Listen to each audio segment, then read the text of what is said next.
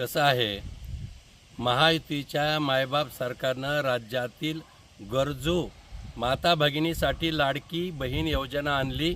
योजनेद्वारे 1500 रुपये प्रत्येकाच्या खात्यावर पडायला सुरू झाले। 2 कोटीच्या आसपास अर्जही राज्यातून महिलांचे आले। आता सरकार म्हणून काय चूक आहे की कुठंतरी गोरगरिबाच्या मदतीला यायला पाहिजे सरकारनं, तरच हे सरकार असं पण म्हणता येईल।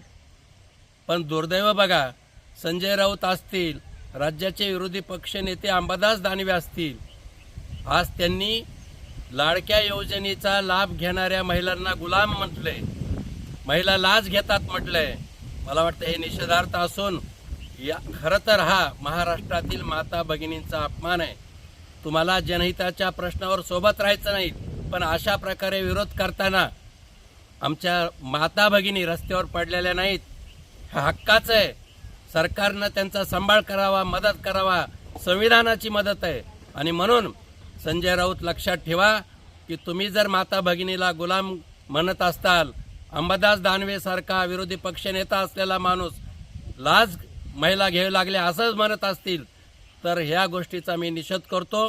नाक घासून तुम्ही दोघांनीही माफी मागावी, कारण आजचा सामनाचा अग्रलेख तशाच प्रकारचा आहे।